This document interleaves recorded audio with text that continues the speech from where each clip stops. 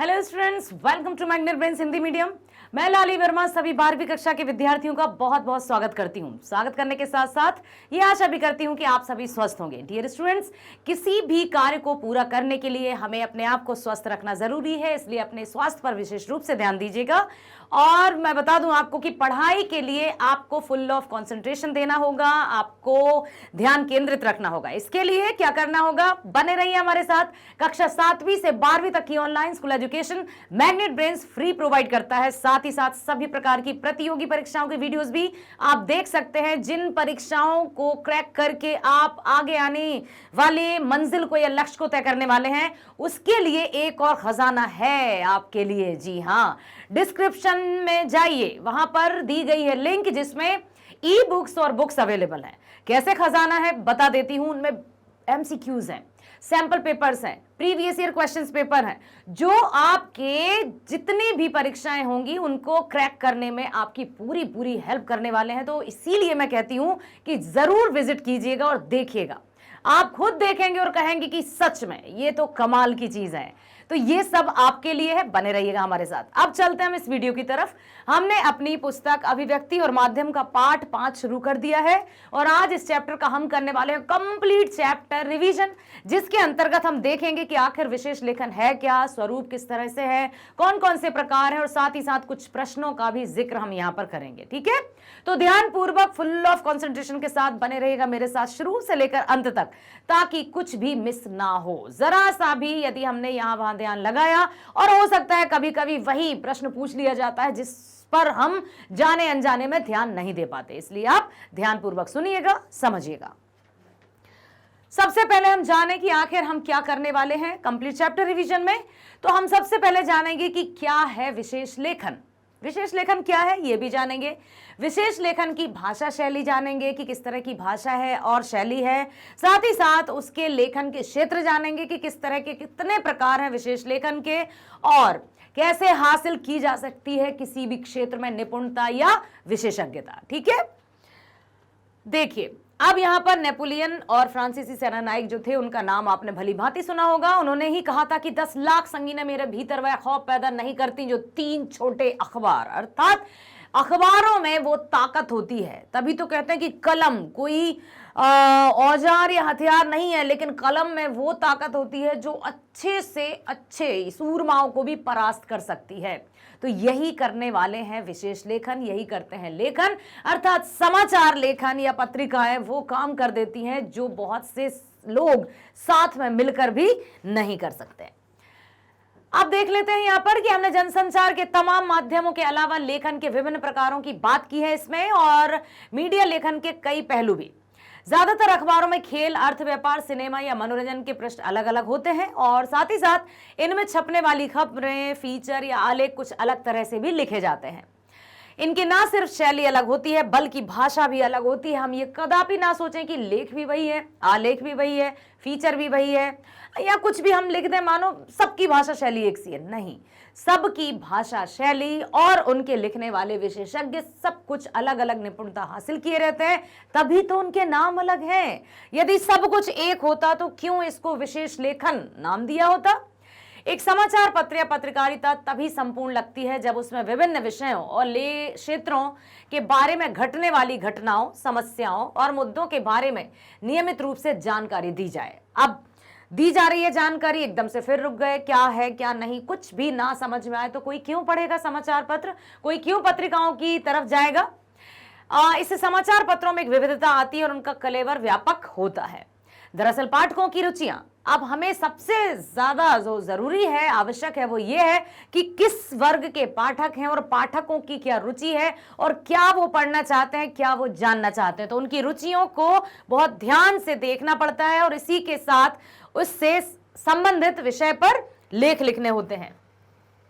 इसके अलावा बहुतेरे पाठक ऐसे भी होते हैं जिनकी विज्ञान या खेल या कारोबार या सिनेमा में गहरी दिलचस्पी होती है, तो वे अपनी दिलचस्पी के इन विषयों के बारे में विस्तार से पढ़ना चाहते हैं। इसलिए समाचार पत्रों और दूसरे जनसंचार माध्यमों को सामान्य समाचारों से अलग हटकर विशेष क्षेत्रों या विषयों के बारे में भी निरंतर और पर्याप्त जानकारी देनी पड़ती है, क्योंकि बहुत से ऐसे पाठक रहते हैं जो खेल को डिटेल में जानना चाहते हैं, व्यापार जगत से जुड़ी खबरों को जानना चाहते हैं, या फिल्मी जगत से, या अंतरिक्ष, तरह तरह के अलग अलग तरह के भांति भांति के पाठक होते हैं, तभी लेखन के भी कई प्रकार हैं जो कि पाठकों को संतुष्ट कर सके। क्या है विशेष लेखन? विशेष लेखन यानी किसी खास विषय पर सामान्य लेखन से हटकर किया गया लेखन, तभी तो वो विशेष है। यदि सामान्य होता तो फिर वो विशेष कैसे होता? ठीक है। अधिकतर समाचार पत्रों और पत्रिकाओं के अलावा टीवी और रेडियो चैनलों में विशेष लेखन के अलग डेस्क होता है, और उस डेस्क पर काम करने वाले पत्रकारों का समूह भी अलग होता है। वो जो विशेष लेखन किया जाता है जिनके द्वारा, जो पत्रकार, वो भी, उनमें भी कुछ खास तरह की निपुणता होती है, कुशलता होती है, तभी उनको उस एरिया या उस फील्ड का काम दिया जाता है। जैसे कि समाचार पत्रों और अन्य माध्यमों में बिजनेस यानी कारोबार और व्यापार का अलग डेस्क होता है, इसी तरह खेल की खबरों और फीचर के लिए अलग अलग डेस्क होता है। तो हर एक के लिए अलग अलग कुशलताओं वाले पत्रकारों को रखा जाता है, ताकि वे अपने अनुभव के आधार पर पाठकों की रुचि के अनुसार लेख लिख सकें। इन डेस्कों पर काम करने वाले उप संपादकों और संवाददाताओं से अपेक्षा की जाती है कि संबंधित विषय या क्षेत्र में उनकी विशेषज्ञता होगी, तभी तो उनको उस क्षेत्र में रखा गया है, उस फील्ड में डाला गया है। खबरें भी कई तरह की होती हैं, जैसे राजनीतिक है, आर्थिक, अपराध, खेल, फिल्म, कृषि, कानून, विज्ञान या किसी भी और विषय से जुड़ी हुई। संवाददाताओं के बीच काम का विभाजन आमतौर पर उनकी दिलचस्पी और ज्ञान को ध्यान में रखते हुए किया जाता है। मीडिया की भाषा में इसे बीट कहते हैं। किसे कहते हैं बीट? कि जो भी कार्य है उसको उनकी रुचि के अनुसार, जो भी उनकी रुचि होगी, जिसमें भी उनका इंटरेस्ट होगा, उनको उस फील्ड का काम दिया जाता है, और अपनी अपनी रुचि के अनुसार, अपनी अपनी दिलचस्पी के अनुसार काम का विभाजन ही बीट कहलाता है मीडिया की भाषा में। ठीक है। एक संवाददाता की बीट अगर अपराध है तो इसका अर्थ यही है कि उसका कार्य क्षेत्र अपने शहर क्षेत्र में घटने वाली आपराधिक घटनाओं की रिपोर्टिंग करना है। अखबार की ओर से वह इसकी रिपोर्टिंग के लिए जिम्मेदार और जवाबदेह भी है। सामान्य बीट रिपोर्टिंग के लिए भी एक पत्रकार को काफी तैयारी करनी पड़ती है। साथ ही साथ अब हम देखेंगे कि क्या है विशेष लेखन। जैसे कि उदाहरण के तौर पर यदि पत्रकार राजनीति में दिलचस्पी रखता है तो राजनीति से जुड़ी खबरों को उसको पेश करना होगा, और उनको गहराई के साथ, क्योंकि लेखन और विशेष लेखन में क्या है, विशेष लेखन में किसी भी खबर को विश्लेषण के साथ प्रस्तुत किया जाता है। क्योंकि अभी बताया ना आपको कि हर एक जो पाठक वर्ग है वो अपनी अपनी रुचि और दिलचस्पी के आधार पर पत्र पत्रिकाओं को पढ़ता है, समाचार पत्रों को पढ़ता है। कोई बिल्कुल हेडिंग पढ़ता है, तो किसी को कुछ ऐसा चाहिए कि एकदम डेप्थ में जाना चाहते हैं, तो गहराई से विश्लेषण को पढ़ना चाहते हैं, तो इसलिए विशेष लेखन जरूरी है। किसी खास राजनीतिक पार्टी को कवर करते हैं, उन्हें पता होना चाहिए कि उस पार्टी का इतिहास क्या है, उसमें समय समय पर क्या हुआ है। जब विशेष लेखन किया जाता है तो उसकी सारी छानबीन करनी होती है, सब कुछ जानना होता है, क्या चल रहा है, सिद्धांत या नीतियां क्या है, उसके पदाधिकारी कौन कौन है, उनकी पृष्ठभूमि क्या है। ठीक है। बाकी पार्टियों से उस पार्टी के कैसे रिश्ते हैं और उनमें आपस में क्या फर्क है, उसके अधिवेशनों में क्या क्या होता रहा है, उस पार्टी की कमियां और खूबियां क्या हैं, बहुत सारी। तो जिस विषय पर लेख लिखना होता है, ये नहीं कि दूर से देख लिया, समझ लिया, अपने कहते हैं ना यथा दृष्टि तथा सृष्टि, कि हमने जो देखा बस वही छाप दिया। नहीं, पूरी विस्तृत जानकारी सब कुछ हासिल करके तब कहीं जाकर उसको रिपोर्ट उसकी तैयार की जाती है। सभी उसके फैक्ट, उसके मतलब पहलुओं को और उनकी जानकारी को एकत्रित करके, अच्छा है क्या, बुरा है क्या, अन्य पार्टीज के साथ उनके कैसे रिलेशंस है, क्या उनका कार्य चल रहा है, आगे भविष्य में क्या प्लान है, क्या कर चुके, सब कुछ। ठीक है। पत्रकार को उस पार्टी के भीतर गहराई तक अपने संपर्क बनाने चाहिए और खबर हासिल करने के नए नए स्रोत विकसित भी करने चाहिए। जब अच्छी पहचान बनाएंगे तब जाकर किसी की बारीकी को जान सकते हैं। हम किसी भी व्यक्ति को देखकर उसके बारे में अनुमान नहीं लगा सकते कि कोई व्यक्ति कैसा है। जब तक हम उसको और उससे मतलब जान पहचान नहीं बढ़ा लेते हैं, उसके साथ उठना बैठना नहीं करते हैं, तब तक हम उसके बारे में नहीं जान सकते। हर कोई व्यक्ति दूर से देखने पर अच्छा लगता है, सूट बूट पहने और निकल पड़े, लेकिन किसी का व्यवहार एक बार में पता तो नहीं किया जा सकता ना, उसके लिए समय की जरूरत है। किसी भी स्रोत या सूत्र पर आंख मूंदकर भरोसा नहीं करना चाहिए और जानकारी की पुष्टि कई और स्रोतों के जरिए भी करनी चाहिए। कि जो कहा गया है, जो देखा गया है, जो दिख रहा है, क्या वो सही है, उन सब की तह तक जाना है। ठीक है, पत्रकार को ज्यादा से ज्यादा समय अपने क्षेत्र के बारे में हर छोटी बड़ी जानकारी इकट्ठी करने में बिताना पड़ता है, तभी वह उस बारे में विशेषज्ञता हासिल करता है और उसकी रिपोर्ट या खबर विश्वसनीय मानी जाती है। यदि वो पूरी तरह से जानकारी प्राप्त नहीं करेगा तो कौन पढ़ेगा उसके न्यूज को, सब कुछ रद्द हो जाएगा। ठीक है, बीट कवर करने वाले रिपोर्टर को संवाददाता और विशेषीकृत रिपोर्टिंग करने वाले को विशेष संवाददाता का दर्जा दिया जाता है। विशेष लेखन सिर्फ विशेषीकृत रिपोर्टिंग भी नहीं है। विशेष लेखन के तहत रिपोर्टिंग के अलावा उस विशेष या क्षेत्र विशेष पर फीचर, टिप्पणी, साक्षात्कार, लेख, समीक्षा और स्तंभ भी लिखा जाता है। मतलब विशेष लेखन के दौरान सिर्फ कोई रिपोर्ट ही नहीं दी जाती, बल्कि इसके अंतर्गत क्या क्या शामिल है, साक्षात्कार भी शामिल है। और किसी का भी साक्षात्कार या इंटरव्यू लेने के लिए ऐसा नहीं है कि हम सिर्फ उस पर प्रश्नों की बौछार कर दें, इंटरव्यू हो गया। किसी का भी इंटरव्यू लेने से पहले, साक्षात्कार लेने से पहले उस व्यक्ति के बारे में जानना होगा, उसका बैकग्राउंड जानना होगा, वो क्या करता है, कैसा है, क्या किस तरह का उसका रवैया है, कैसा उसका समाज और आपसी संबंध है लोगों के साथ, क्या आगे उसकी करने की प्लानिंग से सब कुछ जानना होता है, तब कहीं कोई साक्षात्कार एकदम विश्वसनीय होता है। ठीक है, टिप्पणी हो, खेल समीक्षा हो, स्तंभ लेखन, सब कुछ। इस तरह का विशेष लेखन समाचार पत्र या पत्रिका में काम करने वाले पत्रकार से लेकर फ्रीलांस पत्रकार या लेखक तक सभी कर सकते हैं। फ्रीलांस लेखक क्या होते हैं पता है आपको? जो कि अपनी खबरों के माध्यम से कुछ अच्छी अच्छी खबरें जुटाकर, फ्रीलांसर भी कहते हैं उनको, कि बहुत सारी जानकारी एकत्रित कर कर और प्रूफ या एविडेंसेस के आधार पर, तथ्यों के आधार पर खबरों को एकत्रित करके समाचार पत्रों को दी जाती है। और जो भी समाचार पत्रों उनको उनके कार्य के अनुसार भुगतान कर देगा तो उसकी खबर उस पत्रिका में या न्यूज़पेपर में छप जाती है। ठीक है, और पूर्णकालिक पता है आपको, जो नियमित रूप से संस्था से जुड़े रहते हैं और वेतन प्राप्त करते हैं। अंशकालिक मतलब जो किसी कार्य हेतु संस्था से जुड़े रहते हैं और वेतन प्राप्त करते हैं। शर्त सिर्फ यह है कि विशेष लेखन के इच्छुक पत्रकार या स्वतंत्र लेखक को उस विषय में माहिर होना चाहिए। सबसे बड़ी बात, माहिर समझते हो, एकदम एक्सपर्ट। ऐसा नहीं है कि हाँ हाँ हम जानते हैं, जानते तो बहुत लोग हैं, लेकिन जानने के साथ साथ उसकी गहराई तक, उसकी तह तक जाना बहुत जरूरी है। किसी भी क्षेत्र पर विशेष लेखन करने के लिए जरूरी है कि उस क्षेत्र के बारे में आपको ज्यादा से ज्यादा पता हो, जानकारी हो, ताजे से ताजा सूचना आपके पास हो, आप उसके बारे में लगातार पढ़ते हो, जानकारियां और तथ्य इकट्ठे करते हो और उस क्षेत्र से जुड़े लोगों से लगातार मिलते रहते हो। ठीक है, सामान्य लेखन का यह सर्वमान्य नियम विशेष लेखन पर भी लागू होता है कि वह सरल और समझ में आने वाला हो। दरअसल विशेष लेखन का संबंध जिन विषयों और क्षेत्रों से है, उनमें से अधिकांश तकनीकी रूप से जटिल क्षेत्र हैं और उनसे जुड़ी घटनाओं और मुद्दों को समझना आम पाठकों के लिए कठिन होता है। इसलिए इन क्षेत्रों में विशेष लेखन की जरूरत पड़ती है, जिससे पाठकों को समझने में मुश्किल ना हो, क्योंकि गहराई से कुछ बहुत से जैसे मोटी मोटी खबरों को एकत्रित किया और अपने समाचार पत्र में छाप दिया, लेकिन जहां पर बात की जाती है विशेष लेखन की, जिसको पढ़कर अरे यार इसका डिटेल क्या है, कैसे पता चलेगा, तो उसमें विशेष लेखन ही मुख्य भूमिका अदा करता है। विशेष लेखन की भाषा और शैली कई मामलों में सामान्य लेखन से अलग है।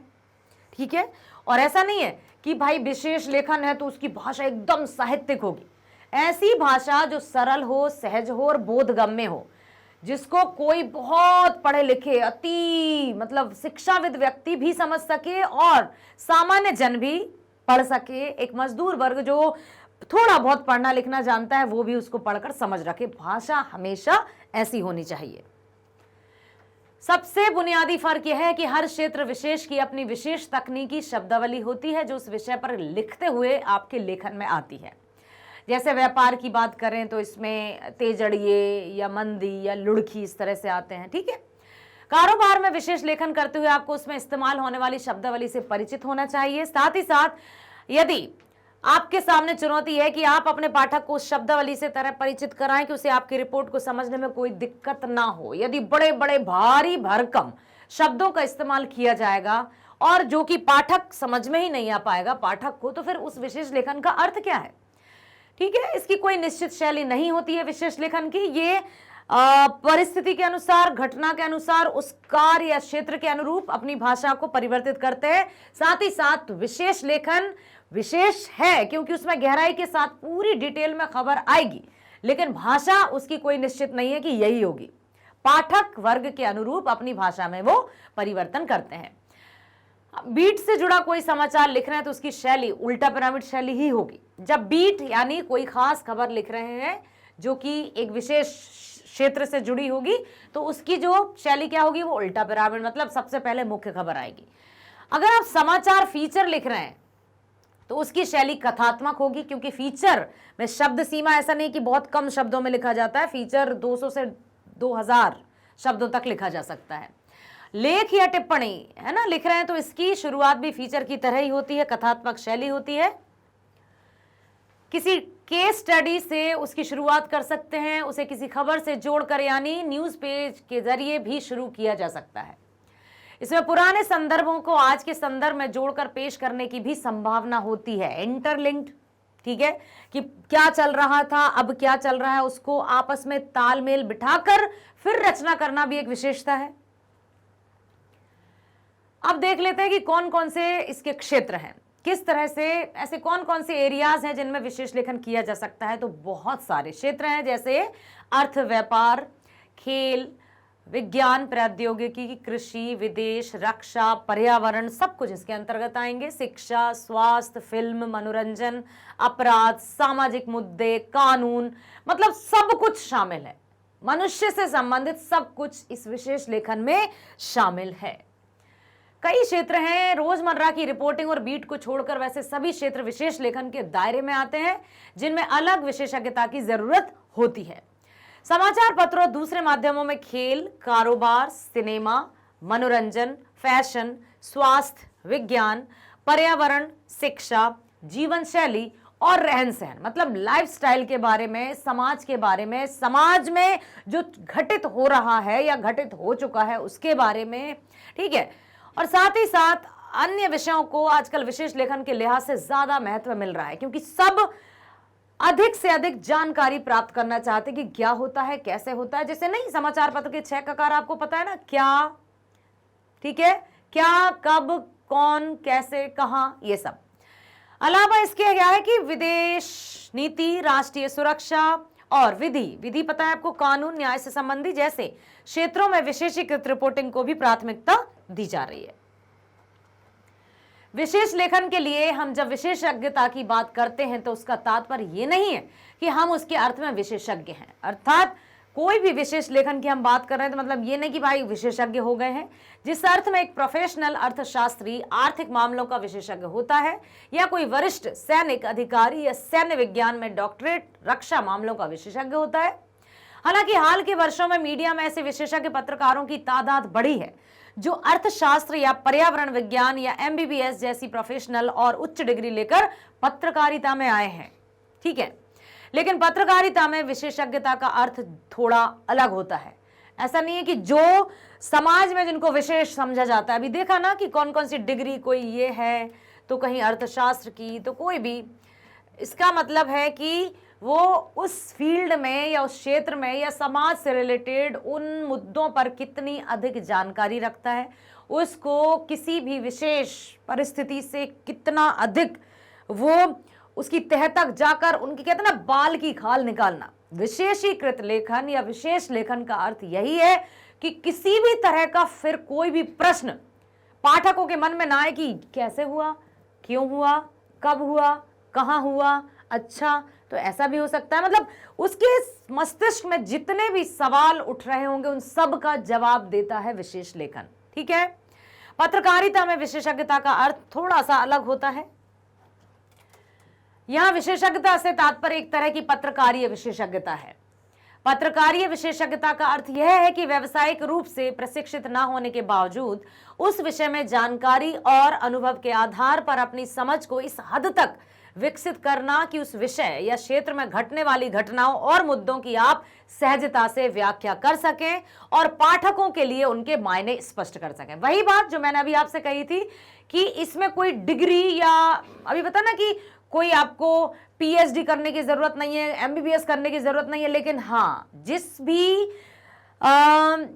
फील्ड का या किसी भी क्षेत्र का आप विशेष लेखन कर रहे हैं, किसी भी, चाहे खेल का हो, राजनीति का हो, अर्थ का हो, व्यापार का हो, जिसका भी हो, उसके बारे में पूरी जानकारी होनी चाहिए। उसके बारे में गहनतम अवलोकन के बाद उसका अध्ययन करना चाहिए, ताकि हर एक जो मतलब पाठकों के मन में जो प्रश्न उपज रहे होंगे, बहुत सारे प्रश्नों की उथल पुथल चलती है, तो उसको उन सभी प्रश्नों के जवाब मिल सके। ठीक है, उसको ही कहा है यहां पर कि हर एक मुद्दों की आप सहजता से व्याख्या कर सकें और पाठकों के लिए उनके मायने स्पष्ट कर सकें। बस वही है खास रूप से विशेष लेखन की विशेषता। कैसे हासिल करें विशेषज्ञता? आजकल पत्रकारिता में jack of all trades but master of none, सभी विषयों के जानकार लेकिन किसी खास विषय में विशेषज्ञता नहीं। मतलब कि भाई मुझे ये भी आता है, मुझे ये भी आता है, मुझे ये भी आता है, बहुत सारा होना लेकिन किसी एक विषय पर भी मास्टरी नहीं होना, ऐसा कुछ। ठीक है, कि बजाय मास्टर ऑफ वन यानी किसी एक विषय में विशेषज्ञता जरूरी है। आप बहुत सारे विषय की कितनी जानकारी रखते हैं, कितना जानकार हैं आप, ये मायने नहीं रखता, लेकिन मायने क्या रखता है कि आप किसी एक विषय में कितने निपुण हैं। यदि हम मान लीजिए गणित या अर्थ के बारे में भी जानते हैं, हम खेल के बारे में जानते हैं, हम राजनीति के बारे में जानते हैं, हम फिल्म के बारे में जानते हैं, लेकिन किसी एक के विषय में हमें कुछ भी खास जानकारी नहीं है, तो इस क्या मतलब फिर? ये इतना सारा है लेकिन किसी भी फील्ड में विशेषज्ञता नहीं है, एक्सपर्ट नहीं है हम, तो बहुत सारा रखने से अच्छा है एक फील्ड में अपने आप को एक्सपर्ट बनाना। तो यहां पर यही कहा गया है कि jack of all trades but master of none, सभी विषयों के जानकार लेकिन किसी खास विषय में विशेषज्ञता की बजाय मास्टर ऑफ वन यानी किसी एक विषय में विशेषज्ञता जरूरी है की मांग की जा रही है। सवाल यह उठता है कि आप किसी भी विषय में विशेषज्ञता कैसे हासिल कर सकते हैं, आखिर कैसे आप विशेषज्ञ बनेंगे, एक्सपर्ट बनेंगे। इस सिलसिले में सबसे जरूरी बात यह है कि आप जिस भी विषय में विशेषज्ञता हासिल करना चाहते हैं उसमें आपकी वास्तविक रुचि होनी चाहिए, क्योंकि जब आपका इंटरेस्ट होगा, जब आपकी रुचि होगी, तभी आप उसको बारीकी से जानने के इच्छुक होंगे। जिस चीज में आपका इंटरेस्ट ही नहीं है, आपकी रुचि नहीं है, कहेंगे ठीक है, हो रहा है, होने दो। ठीक है, तो जो हमारा इंटरेस्ट है उसी फील्ड में हमें आगे जाना चाहिए। साथ ही उस विषय में विशेषज्ञता हासिल करना चाहते हैं तो बेहतर होगा कि उच्चतर माध्यमिक +2 और स्नातक स्तर पर उसी या उससे जुड़े विषय में पढ़ाई करें। जो भी अब जैसे अधिकतर देखा जाता है स्कूलिंग में कि पापा ने कह दिया या पेरेंट्स ने कह दिया कि आपको ये करना है, अब बच्चे की रुचि है या नहीं, नहीं, पापा ने कह दिया ये करना है, तो अब उसका मन है या नहीं, वो करेगा उस काम को, लेकिन वो उसका एक्सपर्ट नहीं बन पाएगा। इसलिए मैं सबसे ये भी कहूंगी, वैसे तो आजकल बिल्कुल सब बहुत बेहतरीन तरीके से पेरेंट्स अपने बच्चों की फीलिंग्स को समझते हैं, उनकी इंटरेस्ट को ध्यान में रखते हैं, उनको आगे पढ़ाई के लिए प्रेरित करते हैं। ये सबसे अच्छी बात आ गई है अब। पहले ऐसा था कि भाई यदि मैं डॉक्टर हूं तो मैं अपने बच्चे को भी डॉक्टर ही बनाऊंगी, ठीक है, लेकिन अब ऐसा नहीं है। अब बहुत सजग और जागरूक हो चुके हैं हम सभी। तो उसमें यह है कि बच्चे का जो भी इंटरेस्ट है, जिसमें वो जाना चाहता है, पेरेंट्स भी हंसी खुशी उसको उसी फील्ड में जाना चाहते हैं, भेज देते हैं। तो इससे वो अपने आप को उस फील्ड में एकदम विशेषज्ञता प्राप्त करके अपने आप को ऊपर रख लेता है। ठीक है, उस विषय में विशेषज्ञता हासिल करना चाहते हैं और साथ ही साथ +2 की अब क्या करना पड़ेगा, जिस भी फील्ड में हमारा इंटरेस्ट है उसमें हमें आगे पढ़ाई करना चाहिए। साथ ही साथ रुचि के विषय में पत्रकारीय विशेषज्ञता हासिल करने के लिए उन विषयों में संबंधित पुस्तकें खूब पढ़नी चाहिए। जितनी अधिक हम पुस्तकें पढ़ेंगे उतना अधिक हमको उनके बारे में जानकारी प्राप्त होगी। सक्रिय लोगों के लिए खुद को अपडेट रखना बहुत जरूरी है, बेहद जरूरी है। जो एक्टिव पर्सन है वो अपने आप को अपडेट रखेंगे तभी जमाने के साथ वो चल पाएंगे।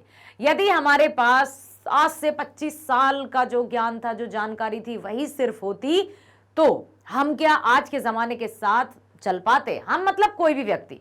तो जैसे जैसे विकास होता जाता है, जैसे जैसे नई जनरेशन आती जाती है, हमें भी उनके साथ उनके जो भी तकनीकी ज्ञान है या जो भी नई नई मतलब अपने आप को खुद को अपडेट रखना है। That's it. और साथ ही साथ उस विषय के प्रोफेशनल विशेषज्ञों के लेख और विश्लेषणों की कटिंग भी सहेज कर रखनी चाहिए, क्योंकि वो हमें बहुत हेल्प करती है। उस विषय में जितनी संभव हो संदर्भ सामग्री जुटाकर रखनी चाहिए। और उसके अलावा विषय का शब्दकोश और एनसाइक्लोपीडिया भी हमारे पास होना ही चाहिए, डिक्शनरी, जिससे हम बहुत सारे शब्द ऐसे आते हैं जिनका अर्थ हमें नहीं पता होता, तो फिर वो हम वहीं छोड़ देते हैं। अब डिक्शनरी हमारे पास होगी तो हमें वो पता चलेगा। साथ ही साथ यदि हम विशेषज्ञता हासिल करना चाहते हैं तो उससे जुड़ी सरकारी और गैर सरकारी संगठनों और संस्थाओं की सूची, उनकी वेबसाइट का पता, टेलीफोन नंबर और उसमें काम करने वाले विशेषज्ञों के नाम और फोन नंबर अपनी डायरी में जरूर रखना चाहिए। एक पत्रकार की विशेषज्ञता कुछ हद तक उसके अपने सूत्रों और स्रोतों पर निर्भर करती है कि वो कितने अधिक सूत्र एकत्रित कर पा रहा है, वो किस तरह से अपने आप को अपडेट रखते हुए आगे बढ़ रहा है। यदि हम आर्थिक विषय पर विशेषज्ञता हासिल करना चाहते हैं तो हमारे पास परिचित अर्थशास्त्रियों और बाजार विशेषज्ञों के नाम और फोन नंबर हो तो हम उनसे बातचीत करके किसी घटना या फैसले या नीति के विभिन्न पहलुओं को समझ सकते हैं या उनके निहितार्थ जानने की कोशिश भी कर सकते हैं कि क्या हुआ, कैसे हुआ, कब हुआ, कहां हुआ, सब कुछ ये बहुत आवश्यक है। अब कारोबार और व्यापार से देखते हैं जुड़ी हुई बातें। अगर हम रोज समाचार पढ़ते हो तो आपने ध्यान दिया होगा कि समाचार पत्र में कारोबार और अर्थ जगत से जुड़ी खबरों के लिए एक अलग पृष्ठ होता है। देखा है ना आपने? खेल का अलग होता है, व्यापार का अलग होता है। याद है? मतलब याद की बात नहीं, देखा होगा ना आपने। कुछ अखबारों में आर्थिक खबरों के 2 पृष्ठ प्रकाशित होते हैं। यह कहा जाए तो गलत नहीं होगा कि समाचार पत्र में अगर आर्थिक और खेल का पृष्ठ ना हो तो वह संपूर्ण समाचार पत्र नहीं माना जाएगा। इसकी वजह यह है कि अर्थ यानी धन हर आदमी के जीवन का मूल आधार है और सब उससे जुड़ी खबरों को या उससे संबंधित जानकारी प्राप्त करना चाहते ही हैं। हमारे रोजमर्रा के जीवन में इसका खास महत्व है।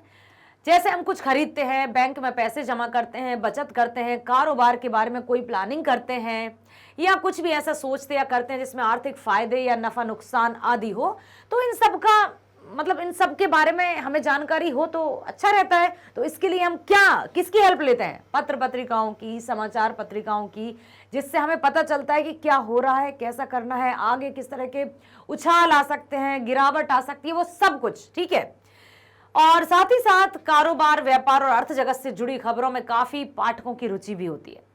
अक्सर सुनते हैं कि शेयर बाजार का सेंसेक्स इतना चढ़ा या नीचे गिर गया, पढ़ते रहते ना कि हाँ भाई इतना हो गया, चलो चलो अभी हम इन्वेस्ट कर सकते हैं, या गिर गया तो ये हो गया। इस तरह से बहुत सारी बातें हैं जो अर्थ जगत से जुड़ी हुई हैं, क्योंकि अर्थ मतलब पैसा या धन तो हर एक व्यक्ति के साथ जुड़ा हुआ है।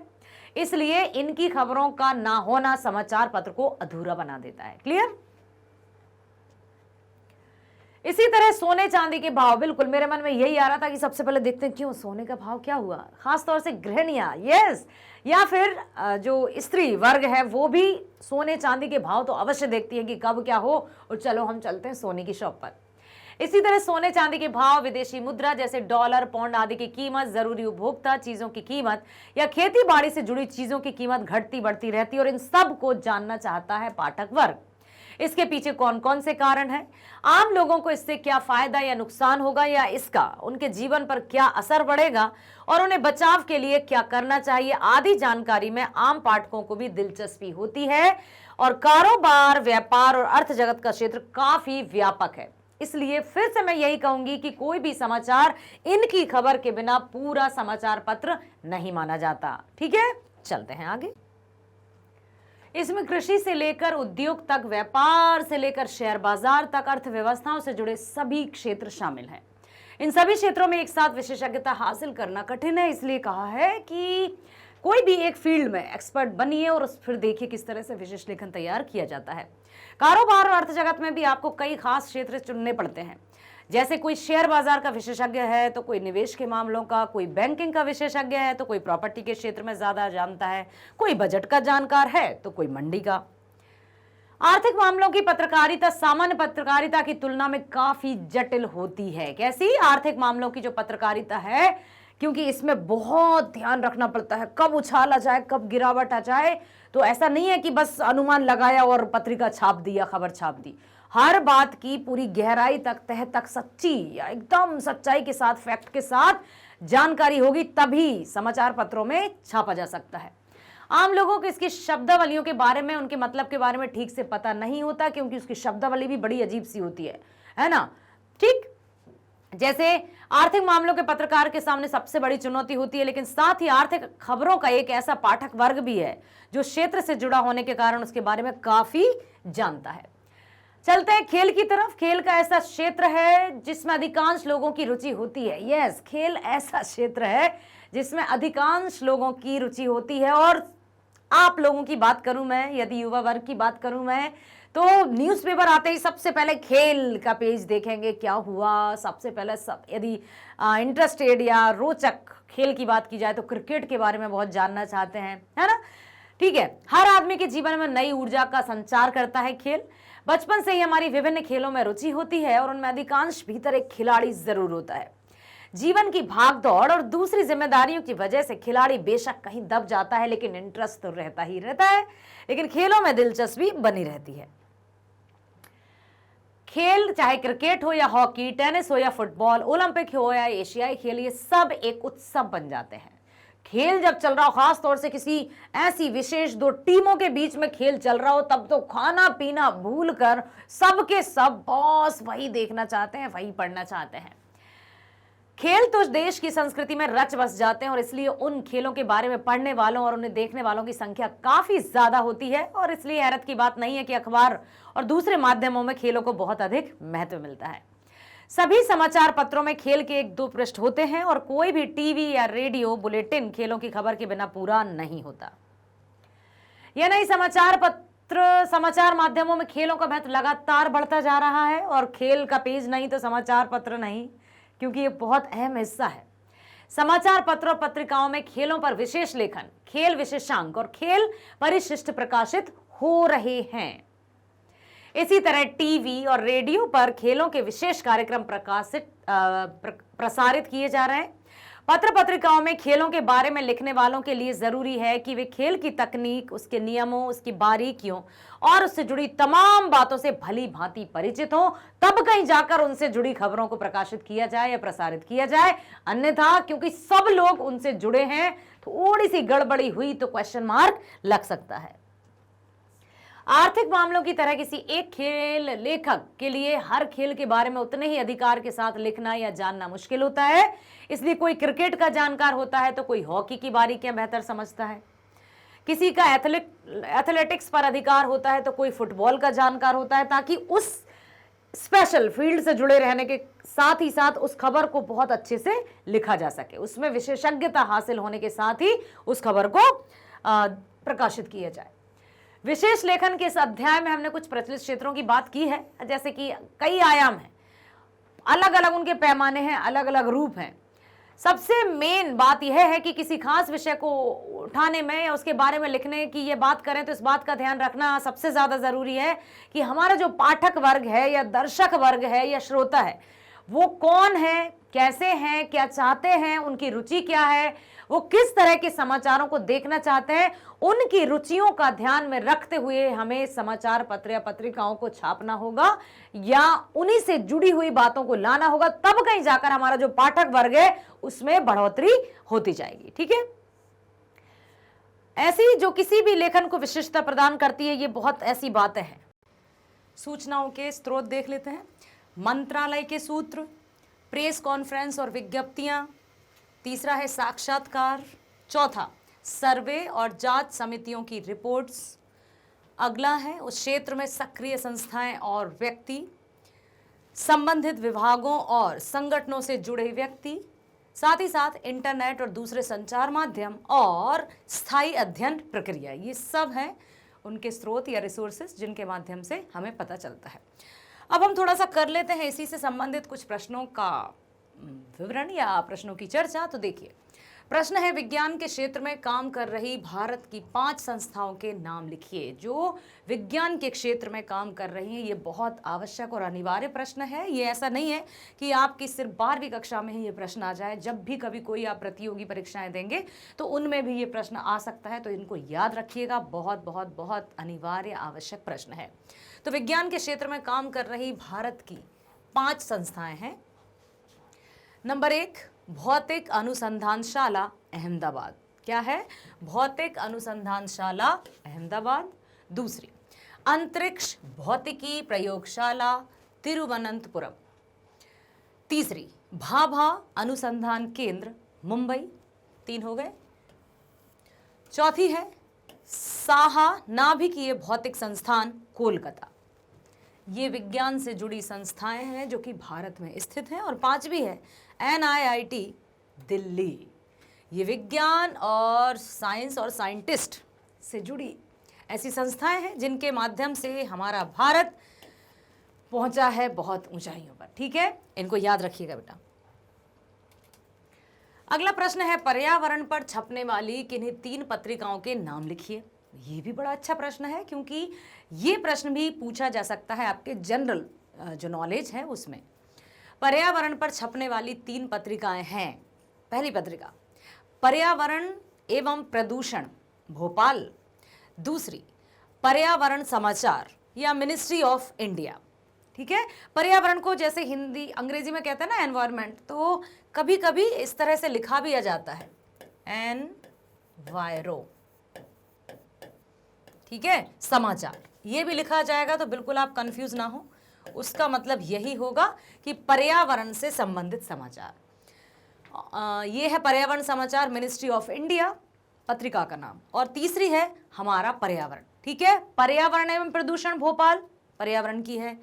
एनवायरो समाचार मिनिस्ट्री ऑफ इंडिया, हमारा पर्यावरण पर्यावरण से संबंधित ये पत्रिकाएं हैं जो कि बहुत प्रसिद्ध हैं। अगला है प्रश्न, व्यावसायिक शिक्षा के 10 विभिन्न पाठ्यक्रमों के नाम लिखें और इनका ब्यौरा एकत्र करें। बहुत ही ये जो प्रश्न है इनको आप हमेशा ध्यान रखना। लाइफ में ये जरूर, ना केवल 12वीं कक्षा में, बल्कि आप इनका सामना और भी आगे आने वाली प्रतियोगिताओं के क्वेश्चन पेपर में कर सकोगे, देखना। तो व्यावसायिक शिक्षा के 10 विभिन्न पाठ्यक्रमों के नाम लिखें और इनका ब्यौरा एकत्र करें। व्यावसायिक शिक्षा से जुड़े 10 विभिन्न पाठ्यक्रम निम्नलिखित हैं। 10 की बात हो रही है। पाठ्यक्रम मीन्स करिकुलम को अंग्रेजी में करिकुलम कहते हैं और हिंदी में पाठ्यक्रम कहते हैं। ठीक है, नंबर 1 है JBT। ठीक है, B.Ed M.Ed देश भर के विश्वविद्यालय 12वीं और स्नातक ग्रेजुएशन पूरा करने के बाद ये पाठ्यक्रम चलाते हैं। कौन कौन से? JBT B.Ed M.Ed। सबसे पहली इसके लिए योग्यता है 12वीं पास या स्नातक या ग्रेजुएशन पूरा करने के बाद ये पाठ्यक्रम चलाते हैं। इनमें JBT तथा B.Ed पाठ्यक्रम द्विवर्षीय मतलब 2 वर्षों का होता है, जबकि M.Ed 1 वर्षीय पाठ्यक्रम है जो प्राथमिक एवं माध्यमिक स्तर पर अध्यापन का अवसर प्रदान करते हैं। यदि B.Ed जैसे शिक्षण के क्षेत्र में यदि हम बात करें तो हाँ, एक शिक्षक को B.Ed अनिवार्य रूप से करना है, तभी वो शिक्षण के गुण सीख सकता है। दूसरा है BPEd एवं MPM। यह पाठ्यक्रम देश के मुख्य विश्वविद्यालयों द्वारा चलाया जाता है, जो BA पूरा करने के बाद किया जाता है। इन पाठ्यक्रमों से शारीरिक शिक्षण के द्वार खुल जाते हैं। कौन से? BPEd और MPM। ये फिजिकल एजुकेशन जो टीचर होते हैं उनके द्वारा ये कोर्स किया जाता है, या फिर हम ये कह सकते हैं कि ये कोर्स करने के बाद फिजिकल एजुकेशन शिक्षण में हम जा सकते हैं। ठीक है, अगला है B.Lib एवं M.Lib। मतलब लिब मीन्स लाइब्रेरी की बात कर रहे हैं। ठीक है, बैचलर इन लाइब्रेरी और मास्टर इन लाइब्रेरी। पुस्तकालय विज्ञान से संबंधित ये पाठ्यक्रम B.Ed के बाद किए जाते हैं। इस पाठ्यक्रम को सफलतापूर्वक पूरा करने के बाद विभिन्न पुस्तकालयों में सेवा का अवसर मिलता है। कौन सा? इस तरह से लिख दिया जाता है। ठीक है, और M.Lib। लाइब्रेरी। ठीक है। चौथा है LLB। देश के सभी प्रमुख विश्वविद्यालयों द्वारा चलाए जा रहे इस पाठ्यक्रम की अवधि +2 के बाद 5 वर्ष एवं BA के बाद 3 वर्ष है। इसे सफलतापूर्वक पूरा करने पर वकील या न्यायाधीश मीन्स जज बना जा सकता है। पांचवा है B फार्मा। नाम से हाँ समझ में आया होगा और आपने सुना भी होगा। मेडिकल के क्षेत्र में अस्पतालों में दवाओं के वितरण के लिए तथा निजी मेडिकल स्टोर चलाने के लिए यह पाठ्यक्रम आवश्यक है। +2 विज्ञान वर्ग बायोलॉजी सहित से पढ़ाई करने पर 4 साल में इसे पूरा किया जा सकता है। अगला है MBBS विज्ञान वर्ग के ही बायोलॉजी सहित ये भी +2 करके प्रवेश परीक्षा द्वारा, जैसे नीट में यदि आप अच्छे अंकों से उत्तीर्ण होते हैं तो आप MBBS की पढ़ाई के लिए क्वालिफाइड हो सकते हैं। ठीक है। तो ये होता है +2 करके प्रवेश परीक्षा द्वारा इस चिकित्सीय पाठ्यक्रम में प्रवेश मिलता है। इसकी अवधि 5.5 साल की है। इसे सफलतापूर्वक पूरा करने पर डॉक्टर बनते हैं। नेक्स्ट है B.Tech। टेक से पता ही चल रहा होगा, टेक्नोलॉजी की बात की जा रही है। तो इंजीनियरिंग सेवाओं में जाने के लिए यह लोकप्रिय कोर्स है। विज्ञान वर्ग गणित सहित से +2 करके इसमें प्रवेश पाया जा सकता है। 4 साल में पाठ्यक्रम को सफलतापूर्वक करके इंजीनियर बना जा सकता है। नेक्स्ट है मैनेजमेंट। देश के सभी प्रमुख विश्वविद्यालय इस पाठ्यक्रम की शिक्षा दे रहे हैं। ये और अच्छी बात है कि इसमें देखा है कि देश के सभी प्रमुख विश्वविद्यालय किसे कहते हैं? हाँ, स्टूडेंट ने पूछा था मैम यूनिवर्सिटी या विश्वविद्यालय या कॉलेज को क्या कहते हैं? तो कॉलेज को कहते हैं हिंदी में महाविद्यालय और यूनिवर्सिटी को कहते हैं विश्वविद्यालय। ठीक है। तो देश के सभी प्रमुख विश्वविद्यालय इस पाठ्यक्रम की शिक्षा दे रहे हैं। BBA और MBA करने के बाद नौकरी पाई जा सकती है। IIM संस्थाओं से निकले छात्रों की बड़ी मांग रहती है। नेक्स्ट है टेलीकम्युनिकेशन। देश में संचार क्रांति आने से इस क्षेत्र में रोजगार की संभावनाएं काफी बढ़ गई हैं। युवाओं में यह क्षेत्र काफी लोकप्रिय हो रहा है। यहां BCA और MCA करने के बाद नौकरियां पाई जा सकती हैं। 10वां एविएशन। देश विदेश में एविएशन सेक्टर में देशी विदेशी निजी एवं बहुराष्ट्रीय कंपनियों की संख्या बढ़ने के कारण यह नौकरी की संभावनाएं भी बढ़ गई हैं। यहाँ पायलट के अलावा aircraft maintenance engineer, air hostess, flight steward, ground एवं टिकटिंग स्टाफ की मांग निरंतर बढ़ती जा रही है। तो ये हमारा वायुसेना से रिलेटेड कोर्स है। तो ये कोर्स करने के बाद हम जा सकते हैं। अगले प्रश्न की ओर हम चलते हैं। निम्न में से किसी एक विषय पर अपने शब्दों में आलेख लिखिए। ठीक है। अब प्रश्न तो ये दिया है कि भाई हमें इनमें से एक विषय पर लिखना है आलेख। यहां पर हम आपको सभी का बताएंगे विवरण, सभी का उत्तर बताएंगे, ताकि परीक्षा में यदि कोई भी आ जाता है तो आप ये ना सोचें कि अरे यार हमें तो लाली मैडम ने एक ही टॉपिक पर बताया था, अब इसका हम कैसे लिखें। तो सुनो, टॉपिक्स जान लेते हैं। सबसे पहला है सानिया मिर्जा के खेल के तकनीकी पहलू, किस तरह से वो खेलती थी और उन्होंने क्या खेला और क्या नाम कमाया। दूसरा है शिक्षा को मौलिक अधिकार बनाए जाने के परिणाम। फंडामेंटल राइट आ गया, शिक्षा का अधिकार आ गया कि 6 से 14 वर्ष की आयु के सभी बच्चों को निःशुल्क शिक्षा प्रदान करनी है। तीसरा है सराफे में आई तेजी, सोना चांदी ये सब किस तरह से तेजी आ जाती है और उसका क्या परिणाम होता है। साथ ही साथ फिल्मों में हिंसा, फिल्मों में सिनेमा में हिंसा इस कदर दिखाई जाती है कि छोटे छोटे या यूँ कहें कि हम जो नई पीढ़ी है उसमें भी इसका बड़ा नकारात्मक प्रभाव देखने को मिल रहा है। नेक्स्ट है पल्स पोलियो अभियान, सफलता या असफलता। 2 बूंद जिंदगी की सुना ही होगा आपने। तो बहुत ही हम ये कह सकते हैं कि सफलतापूर्वक ये अभियान चलाया जा रहा है। और अभी भी यदि पहले क्या होता था, जब पल्स पोलियो अभियान नहीं चलाया गया था, यदि कुछ वर्षों पहले की बात की जाए तो बहुत से बच्चे जन्म के साथ ही साथ अपंग हुआ करते थे। लेकिन हाँ, पल्स पोलियो अभियान के चलते अब बहुत ज़्यादा या यूं कहें कि 95% हमारे भारत में अच्छा परिणाम मिला है। कटते जंगल, अब जंगलों के कटने से क्या खतरनाक परिणाम होते हैं उससे आप भी परिचित हैं, हम सब परिचित हैं। फिर भी हम अर्थात मनुष्य जंगलों को काटने से बाज नहीं आ रहे। और अंतिम है ग्रहों पर जीवन की खोज। क्या पृथ्वी ही एकमात्र ऐसा ग्रह है जिस पर जीवन संभव है, या और भी कोई अन्य ग्रह हैं जिन पर जीना या जीवन संभव है? ये सब हम देखेंगे, इन पर आलेख लिखेंगे। तो सबसे पहले हम देखते हैं सानिया मिर्जा के खेल के तकनीकी पहलू और किस तरह की वे खिलाड़ी रही हैं। टेनिस के खिलाड़ी के रूप में सानिया की उपलब्धियां अद्वितीय रही हैं, इनक्रेडिबल। वह भारत की नंबर 1 टेनिस खिलाड़ी रह चुकी हैं। इन्होंने अपने टेनिस करियर में 6 ग्रैंड स्लैम खिताब जीते।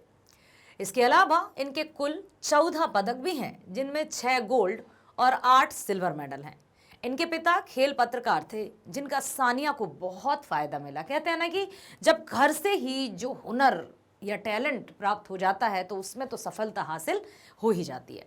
इनके प्रथम गुरु रहे हैं महेश भूपति, जो भारत के जाने माने टेनिस खिलाड़ी हैं। वर्ष 2012 से पूर्व तक इन्होंने एकल खिलाड़ी के रूप में अपने खेल को जारी रखा, मगर गंभीर चोट की वजह से उन्हें बाद में डबल टेनिस अपनाना पड़ा। कब से? 2000, ठीक है। 1999 में जकार्ता में विश्व जूनियर चैंपियनशिप इनका पहला अंतर्राष्ट्रीय दौरा था, जिसमें वह भारत का प्रतिनिधित्व कर रही थीं। 1999 की बात है ये। पढ़ते हैं अगला, शिक्षा को मौलिक अधिकार बनाए जाने के परिणाम। जीवन में हर प्रकार के विकास के लिए शिक्षा अनिवार्य पहलू है। शिक्षा बहुत जरूरी है। विद्वानों ने इस बात को अत्यंत गहराई से महसूस किया और स्वतंत्रता प्राप्ति के उपरांत इसे संविधान में मौलिक अधिकारों के रूप में शामिल किया गया। 6 से 14 वर्ष तक के बच्चों को मुफ्त शिक्षा देने से शिक्षा के प्रति आकर्षण बढ़ेगा। ये उन्होंने बहुत सही किया कि यदि मुफ्त शिक्षा प्रोवाइड की जाएगी या प्रदान की जाएगी तो सबका जो आर्थिक तंगी से गुजर रहे हैं वे भी स्कूल जाएंगे और वे भी शिक्षा प्राप्त करेंगे, ठीक है। इससे माता पिता अपने बच्चों को काम पर ना भेजकर विद्यालय भेजेंगे। इसका सुखद परिणाम होगा। इससे बाल मजदूरी पर अंकुश लगेगा। बच्चे पढ़ लिख कर योग्य नागरिक बनेंगे और देश की प्रगति में समुचित योगदान देंगे। इससे बचपन बचाओ अभियान को सफलता मिलेगी, क्योंकि जहां पर बाल मजदूरी नहीं होगी वहां बच्चा संकुचित रूप से नहीं, स्वतंत्रता पूर्वक आगे बढ़ेगा। उसका मानसिक और शारीरिक और बौद्धिक विकास होगा, जिससे वो देश का एक सुयोग्य नागरिक बन पाएगा। सराफे में आई तेजी। त्योहारों का मौसम और विदेशों से तेजी के समाचार के बीच गुरुवार को भी सोने की कीमतों में वृद्धि देखी गई। अब ये अक्सर जब भी हम न्यूज़पेपर पढ़ते हैं तो अधिकतर यदि गृहिणियों की बात देखी जाए तो देखें क्या चल रहे हैं भाई सोने चांदी के रेट, और ये जानने के लिए तैयार, अरे यार अभी भी बहुत तेज है, चलो देखते हैं, कुछ तो लेना ही होगा, इस तरह से। तो आभूषण निर्माताओं और स्टॉकिस्टों की भारी मतलब या यूं कहें कि उनकी मतलब जिज्ञासा या उनको खरीदना ही है। इसके कारण सोने की कीमतें 400 रुपये से बढ़कर 28,500 रुपये प्रति 10 ग्राम तक पहुंच गई। ये पहले की बात है, अब तो और भी ज़्यादा हो गया है। कुछ ऐसा ही हाल चांदी का रहा। 2,000 रुपये प्रति किलोग्राम से 43,000 रुपये प्रति किलो की ऊंचाइयों को छू गई है, जबकि अब तो 52-55 सोना है और 50-60 चांदी के रेट चल रहे हैं, और भी ऊपर नीचे होते रहते हैं। कच्चे तेल की कीमतों में उछाल आने के कारण ग्लोबल बाजार में सोने और चांदी की कीमत नई ऊंचाई को छू गई। यह बढ़ोतरी चांदी और सोने के सिक्कों में भी देखी गई है। फिल्मों में हिंसा, मारधाड़, कुछ भी इस तरह के सीन्स। फिल्में लोगों के मनोरंजन का सशक्त माध्यम है या सशक्त साधन है, लेकिन अब जो दृश्य दिखाए जा रहे हैं या फिल्मों में जो दृश्य दिखाए जाते हैं उसमें किसी समय बनने वाली फिल्में साफ सुथरी और मनोरंजक हुआ करती थी, जिन्हें परिवार के लोग एक साथ बैठकर देख सकते थे। पर आजकल फिल्मों में बहुत ज़्यादा बढ़ गई है हिंसा, मारकाट के दृश्य बढ़ते जा रहे हैं। इसका समाज पर दुष्प्रभाव दिखाई दे रहा है। इससे समाज में लूटमार, चोरी, डकैती, बलात्कार की घटनाओं में वृद्धि और नैतिक मूल्यों का भी पतन हो रहा है। नैतिक मूल्य समझते हैं बेटा? मोरल वैल्यूज, जो कि हर एक इंसान को इंसान बनाती है। हाँ, अब ऐसा नहीं है कि भाई हम ये हमारा बॉडी स्ट्रक्चर है तो हम मनुष्य हैं। जब तक मनुष्य के मन और मस्तिष्क में मनुष्यता का वास नहीं होगा तब तक वो मनुष्य कहलाने योग्य नहीं होगा। पाश्विक प्रवृत्ति इस कदर से मनुष्य में आती जा रही है कि वो अपने आप को क्या पता कौन सी दुनिया में ले जाया जा रहा है।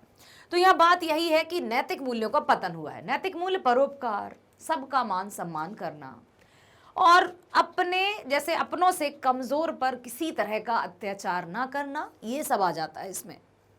इस पर नियंत्रण करने वाला सेंसर बोर्ड अपनी जिम्मेदारी का निर्वाह करने में विफल रहा। सफल का उल्टा या विलोम विफल होता है, हाँ असफल भी होता है।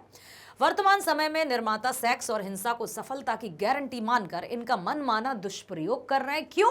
क्योंकि उन्हें तो सिर्फ पैसे कमाना है, बस जिससे पैसा अधिक होगा वो कार्य करने के लिए तैयार बैठे हैं। फिल्मों में दिखाई जाने वाली हिंसा को रोकना अति आवश्यक है, अन्यथा दुष्परिणाम भयंकर होंगे। अगला है पल्स पोलियो अभियान सफलता या असफलता? सफलता ही है, लेकिन क्या हम ये कह सकते हैं कि 100% सफलता हमें प्राप्त हो चुकी है, या अभी भी कुछ ऐसे क्षेत्र हैं जहां पर पल्स पोलियो अभियान का पूरी तरह से सफलतापूर्वक आयोजन नहीं हुआ है? पोलियो बच्चों को अपाहिज बना देने वाली बीमारी है, जिसके उन्मूलन के लिए हमारे देश में पोलियो उन्मूलन कार्यक्रम चलाया जा रहा है।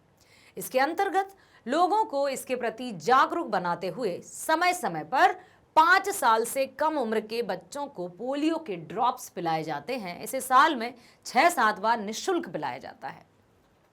विभिन्न अस्पतालों, डिस्पेंसरियों, रेलवे स्टेशनों एवं बस स्टेशनों जैसे सार्वजनिक स्थानों पर इसे लोगों की पहुंच के निकट बनाकर इस अभियान को चलाया गया और निरंतरता के साथ चलाया भी जा रहा है, जिससे पोलियो उन्मूलन में आशातीत सफलता मिली है।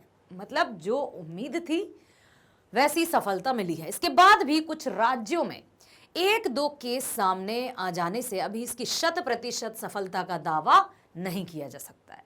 तो ये चलता रहेगा और इसका हम ये आशा करेंगे कि 100% इसकी सफलता का हमें परिणाम प्राप्त हो जाए।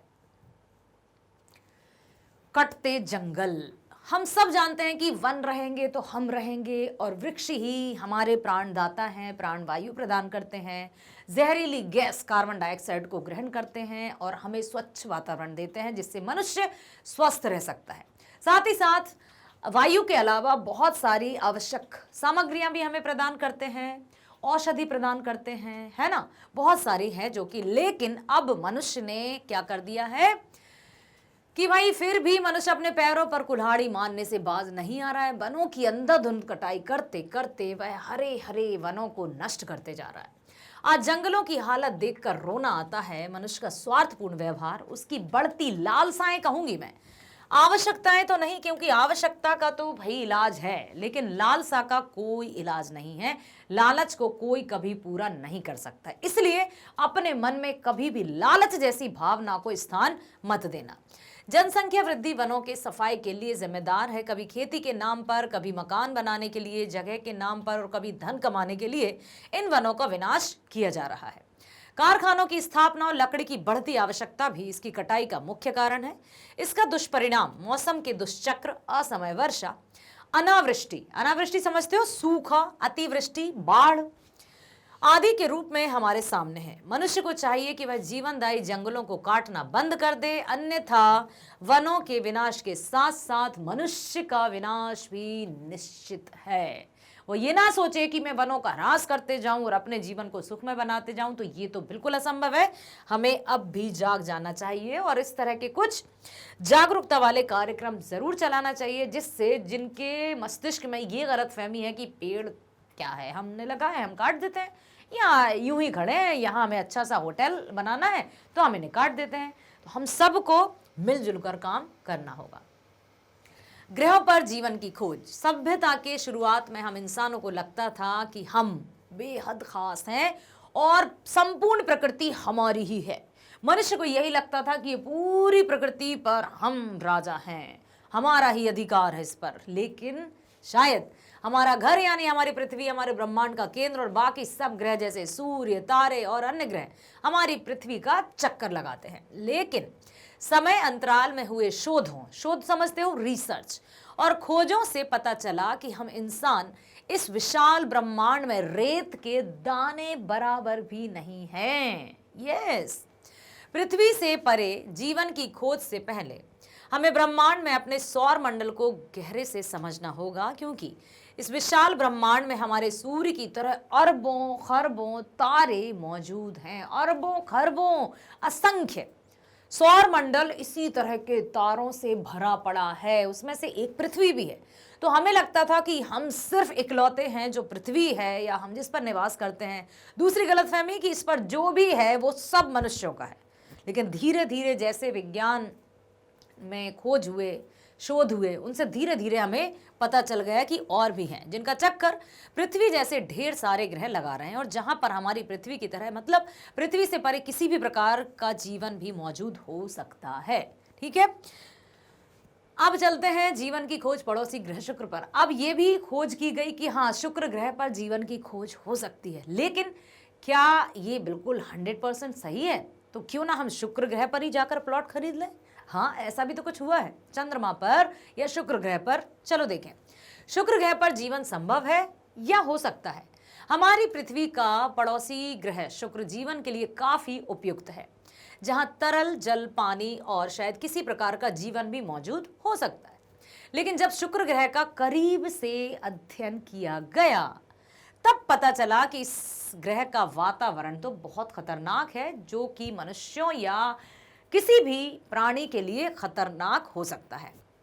क्यों? क्योंकि यहाँ पर कई तरह की जहरीली गैसें हैं और जीवन के पनपने के लिए कोई संभावना भी नहीं दिखाई देती।